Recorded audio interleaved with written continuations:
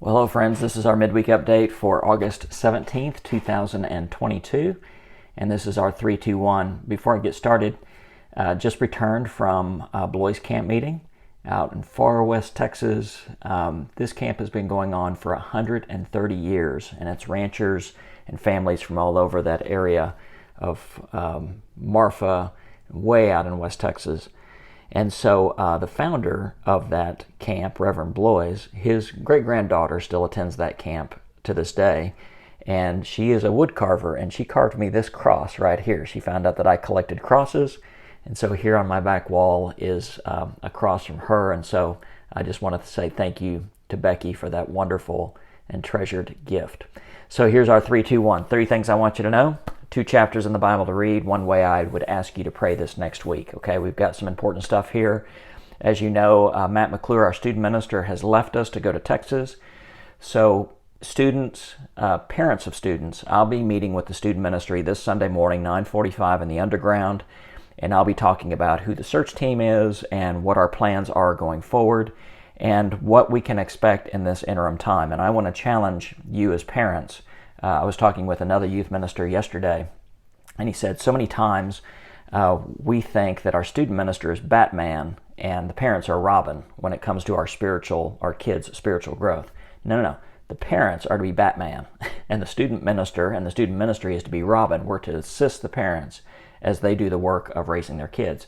And so that's going to be one of my challenge to parents this week. This is a great opportunity to step up and help your children grow spiritually even in this interim time. But I'll be in there Sunday morning, 9:45, to talk with our student ministry about what happens next. Second is Camp Big Enough. Again, this is about our kids and about our students.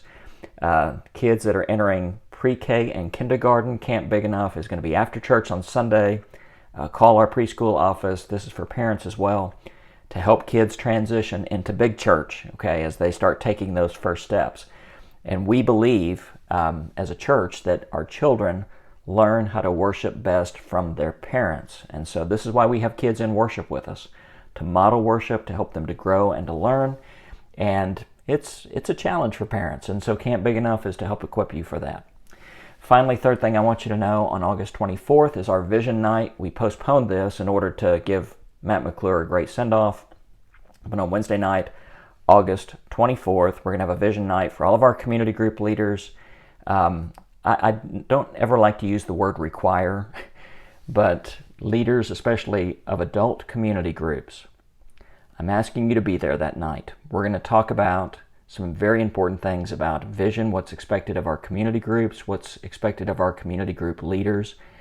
I will look forward to seeing you there. Please make that a priority in your schedule. I want to spend some time with you, talk about where we're going as a church and how our community groups serve that greater good of glorifying God. Okay, so those are the 3 things I want you to know. 2 chapters in the Bible to read, Deuteronomy 13 and 14.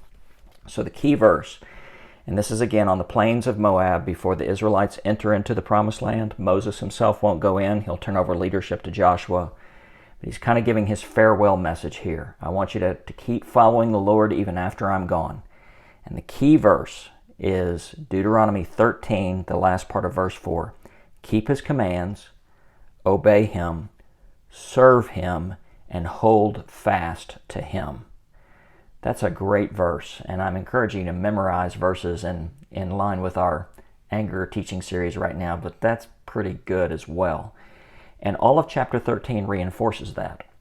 He said, I don't care what other voices you hear, whether they claim to be prophets, and even if they do some spectacular things, if they try to turn you away from following the Lord, ignore them. Even if it's your closest family members who try to lure you away from following God, you keep his commands, obey him, serve him, hold fast to him. Even if there's a mass movement away from following God, even if a whole other towns are leaving a relationship with God, don't go that way. Keep his commands, obey him, serve him, hold fast to him.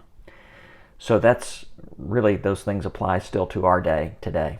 No matter what our leaders say, our closest loved ones, even if there's a big movement, we hold fast to God's commandments. We hold fast to Jesus Christ. So chapter 14 is more dietary laws and tithing laws, and some of this may be a little nitpicky in our eyes, But just think about this. There's something we all do every day. We eat.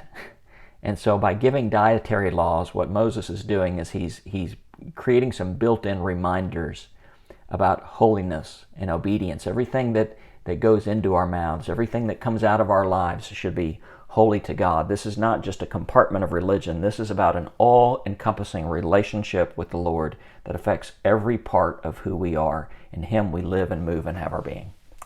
So the one way I'd ask you to pray this week, Proverbs 15 verse 1 is our verse for this week. A gentle answer turns away wrath, but harsh words stir up anger.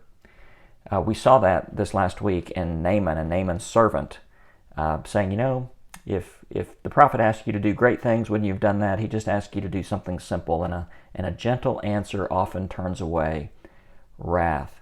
I would encourage you, maybe next time somebody gets animated and angry at you and they start raising their voice, just lower yours and give gentle words and diffuse the situation instead of exacerbating it.